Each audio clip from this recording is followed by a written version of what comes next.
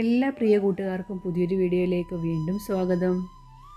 ഇന്ന് ബ്രെഡും ചീസും വെച്ചിട്ട് നമുക്ക് തയ്യാറാക്കി എടുക്കാൻ പറ്റുന്ന നല്ല ടേസ്റ്റി ആയിട്ടുള്ള ഒരു ഈവനിങ് സ്നാക്സാണ് കൂട്ടുകാരുമായിട്ട് പങ്കുവയ്ക്കുന്നത്. അധികം സമയമൊന്നുമില്ല, ഈസി ആയിട്ട് നമുക്ക് തയ്യാറാക്കി എടുക്കാം. ബ്രെഡാണ് ഇതിനകത്ത് മെയിനായിട്ടുള്ള ഇൻഗ്രീഡിയൻസ്.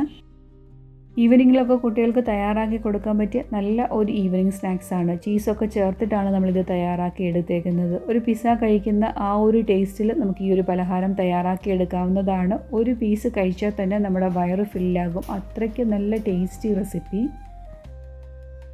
ആദ്യം നമുക്ക് അതിനുള്ള ഫില്ലിംഗ് ഒന്ന് റെഡിയാക്കി എടുക്കണം. ചിക്കൻ വെച്ചിട്ടുള്ളൊരു ഫില്ലിംഗ് ആണ് കൊടുക്കുന്നത്. ഒരു 100 ഗ്രാമോളം ചിക്കൻ ഞാൻ മസാലയൊക്കെ പുരട്ടി വെച്ചിരുന്നു. അത് നമുക്ക് ആദ്യം ഒന്ന് വേവിച്ചിട്ട് ചെറുതായിട്ടൊന്ന് ഫ്രൈ ചെയ്തെടുക്കേണ്ട ആവശ്യമുണ്ട്.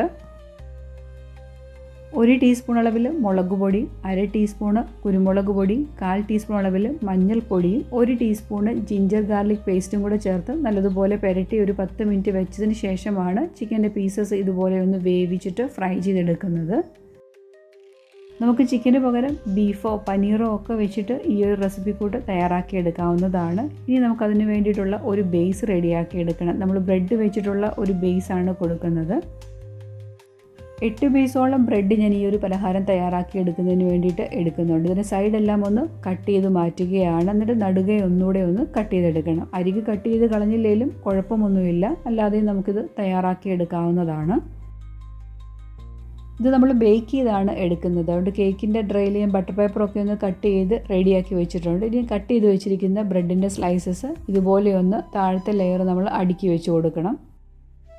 താഴത്തെ ഒരു ലെയർ കംപ്ലീറ്റ് ആയിട്ട് അടുക്കി വെച്ചിട്ടുണ്ട് ബ്രെഡിൻ്റെ സ്ലൈസ് കട്ട് ചെയ്തത്. ഇതിലോട്ട് നമുക്കിനി പിസ്സ സോസ് ഒഴിച്ചു കൊടുക്കണം. ഇതിൻ്റെ വീഡിയോ ഞാൻ നേരത്തെ അപ്ലോഡ് ചെയ്തിട്ടുണ്ട്. ഈ പിസ്സ സോസ് നമുക്ക് വീട്ടിൽ തയ്യാറാക്കി എടുക്കാവുന്നതാണ്. ഞാനിവിടെ അതാണ് ചേർത്ത് കൊടുക്കുന്നത്.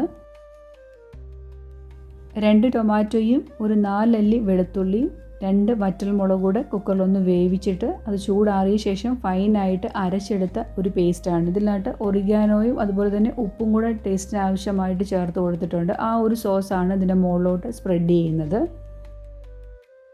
ഒരു ലെയർ നമ്മൾ ആ ഒരു സോസ് സ്പ്രെഡ് ചെയ്ത ശേഷം ഇനി മൊസറല്ല ചീസ് ഇട്ട് കൊടുക്കണം. താഴത്തെ ആ ഒരു ലെയറിൽ നല്ല രീതിയിൽ തന്നെ ചീസ് ഇട്ട് കൊടുക്കുന്നുണ്ട്. ചീസൊക്കെ ഏറെ ചേർത്തിട്ടാണ് ഞാൻ ഈ ഒരു റെസിപ്പി തയ്യാറാക്കി എടുക്കുന്നത്. ആ ഒരു ലെയർ കംപ്ലീറ്റ് ആയിട്ട് നിൽക്കത്തക്ക രീതിയിൽ ചീസ് ഇട്ട് കൊടുക്കുക.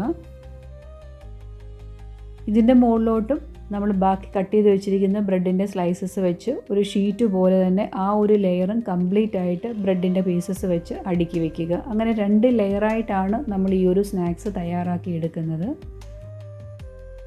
രണ്ടാമത്തെ ലെയറും ബ്രെഡിൻ്റെ പീസസൊക്കെ വെച്ചിട്ട് ഇതുപോലെ സെറ്റ് ചെയ്തെടുത്തിട്ടുണ്ട്. അതിൻ്റെ മുകളിലോട്ടും ഈ പിസ്സ സോസ് ഒഴിച്ചു കൊടുക്കാം. അതിന് പകരം നമുക്ക് ടൊമാറ്റോ സോസ് വേണമെങ്കിലും ഒഴിച്ചു കൊടുക്കാവുന്നതാണ്. ഇനി ഇതിലോട്ട് നമുക്ക് ആവശ്യമായിട്ടുള്ള വെജിറ്റബിൾസും ചിക്കനും എന്താണോ വെച്ച് കൊടുക്കുന്നത് ഫില്ലിങ്, അതൊക്കെ വെച്ച് കൊടുക്കാവുന്നതാണ്.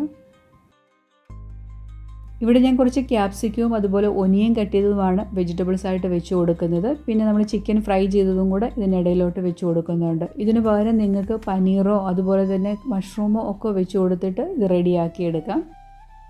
പനീറാണ് വെച്ച് കൊടുക്കുന്നതെങ്കിൽ പനീർ ചെറുതായിട്ട് മസാലയിലൊന്ന് ഫ്രൈ ചെയ്ത ശേഷം വെച്ച് കൊടുക്കാവുന്നതാണ്. മഷ്റൂമും അതുപോലെ തന്നെ കുറച്ച് കുരുമുളക് പൊടിയൊക്കെ ഇട്ട് ഒന്ന് വഴറ്റിയതിന് ശേഷം ഇതിൻ്റെ മുകളിലോട്ട് വെച്ച് കൊടുക്കുക. ഇതിലോട്ട് നിറയെ നിൽക്കത്തക്ക രീതിയിൽ തന്നെ ഫില്ലിങ്സ് വെച്ച് കൊടുക്കുക.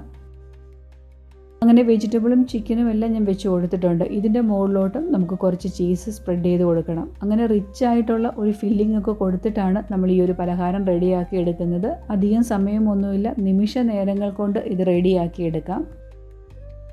1/2 ടീസ്പൂൺ അളവിൽ ഒറിഗാനോയും കുറച്ച് ചില്ലി ഫ്ലേക്സും കൂടി ഇതിൻ്റെ മുകളിലോട്ടൊന്ന് വിതറി കൊടുക്കുന്നുണ്ട്. ഇനി ഗാർണിഷ് ചെയ്യുന്നതിന് വേണ്ടിയിട്ട് ലേശം ടൊമാറ്റോ സോസും കൂടെ ഒന്ന് സ്പ്രെഡ് ചെയ്ത് കൊടുക്കാം. ഇനി ചൂടായിരിക്കുന്ന പാനിലോട്ട് വേണമെങ്കിൽ വെച്ച് കൊടുത്ത് കൗണ്ടർ ടോപ്പിൽ നമുക്കിത് ബേക്ക് ചെയ്തെടുക്കാവുന്നതാണ്.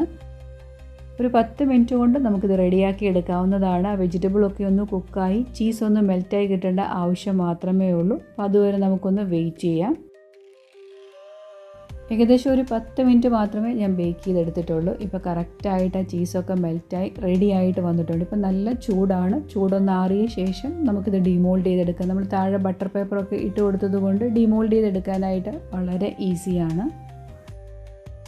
ഇനി ഇഷ്ടമുള്ള ഷേപ്പിൽ കട്ട് ചെയ്ത് സെർവ് ചെയ്യാവുന്നതേ ഉള്ളൂ. ഒരു പീസ് കഴിച്ചാൽ തന്നെ നമ്മുടെ വയറ് നിറയും. കാരണം നമ്മൾ 2 ലെയറൊക്കെ കൊടുത്തിട്ടാണ് ഇത് തയ്യാറാക്കി എടുത്തേക്കുന്നത്. നല്ല ടേസ്റ്റി ആയിട്ടുള്ള ഒരു പലഹാരമാണ്. കുട്ടികൾക്കൊക്കെ വളരെയധികം ഇഷ്ടപ്പെടും. നല്ലതുപോലെ ചീസൊക്കെ ചേർത്ത് തയ്യാറാക്കുന്നത് കൊണ്ട് നല്ല കിടുവാണ്.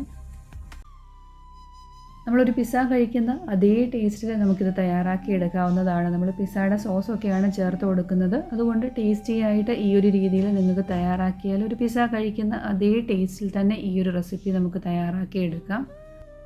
ഇതുപോലെ ടേസ്റ്റിയും ഈസിയുമായിട്ടുള്ള റെസിപ്പി കൂടുകൾ നിരവധി ഞാൻ ഈ ചാനലിൽ അപ്ലോഡ് ചെയ്തിട്ടുണ്ട്. കൂട്ടുകാർക്ക് അതൊക്കെ തുടർന്നും കാണണമെന്നുണ്ടെങ്കിൽ ഈ ചാനൽ ഒന്ന് സബ്സ്ക്രൈബ് ചെയ്ത് കൂടിയാൽ മതി.